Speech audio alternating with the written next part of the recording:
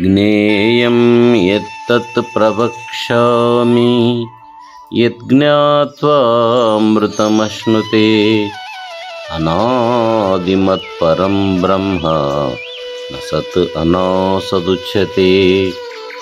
అర్జున, దేనిని తెలుసుకుంట వలన మోక్షం కలుగుతుందో, ఏది ఆదిలేని పరబ్రహ్మమో, ఏది సత్తని కాని అసత్తని కాని చెప్పబడదో అట్టి జ్ఞేయమును చెప్పుచున్నాను. సర్వతః పాణిపాదం తత్ సర్వతోక్షిశిరోముఖం సర్వతః శృతిమల్లోకే సర్వమావృత్య తిష్టతి. ఆది అంతటను కాళ్ళు, చేతులు, కన్నులు, తలలు, నోరులు, చెవులు కలది అయి సమస్త లోకమునందును ఆవరించి ఉన్నది పరమాత్ముని యొక్క తత్వం. సర్వేంద్రియ గుణాభాసం సర్వేంద్రియ వివర్జితం అసక్తం సర్వభృచ్చైవ గుణం గుణభోక్తృ చ. బహిరంతశ్చ భూతానాం అచరం చరమేవ చ సూక్ష్మత్వాత్ తదవిజ్ఞేయం దూరస్థం చాంతికే చ తత్. అవిభక్తం చ భూతేషు విభక్తమివ చ స్థితం భూతభర్తృ చ తజ్ఞేయం గ్రసిష్ణు ప్రభవిష్ణు చ. జ్యోతిషామపి తజ్జ్యోతిః తమసః పరముచ్యతే జ్ఞానం జ్ఞేయం జ్ఞానగమ్యం హృది సర్వస్య విష్ఠితం.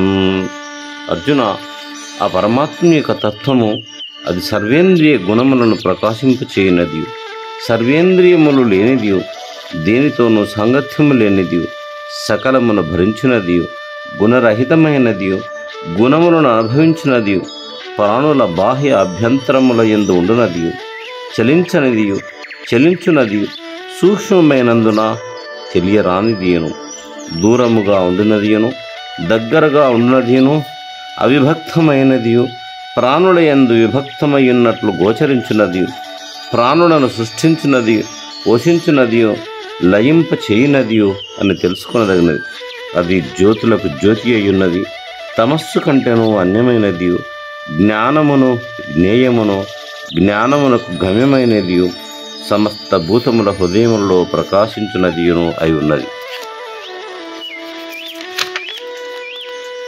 ఇతి క్షేత్రం తథా జ్ఞానం జ్ఞేయం చోక్తం సమాసతః మద్భక్త ఏతద్ విజ్ఞాయ మద్భావాయోపపద్యతే. ఈ విధముగా క్షేత్రము, జ్ఞానము, జ్ఞేయముల విషయము తెలుపబడినది. దీనిని తెలిసిన నా భక్తుడు నా స్వరూపమును పొందుటకు అర్హుడు అగుచున్నాడు. ప్రకృతిం పురుషం చైవ విద్యనాది ఉభావపి వికారాం చ గుణాం చైవ విద్ధి ప్రకృతి సంభవాన్. ప్రకృతి పురుషులు ఇరువురును ఆదిలేని వారుగా తెలుసుకొనుము. వికారములు, గుణములు ప్రకృతి వలన జనించిన వానివిగా తెలుసుకొనుము. కార్యకారణ కర్తృత్వే హేతుః ప్రకృతిరుచ్యతే పురుషః సుఖ దుఃఖానాం భోక్తృత్వే హేతురుచ్యతే. కార్యకారణములు ఏర్పడుటకు ప్రకృతి హేతువనియు, సుఖ దుఃఖములను అనుభవించుటయందు పురుషుడి హేతు అనియు చెప్పబడుచున్నది. పురుషః ప్రకృతిస్థో హి భుంక్తే ప్రకృతిజాన్ గుణాన్ కారణం గుణసంగోస్య సదసద్యో నిజన్మసు.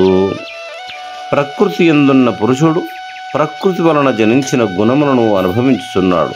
గుణసంగం వలననే అతనికి నీచ ఉన్నత జన్మలు కలుగుచున్నవి. ఓం నమో భగవతే వాసుదేవాయ. ఓం నమో భగవతే వాసుదేవాయ.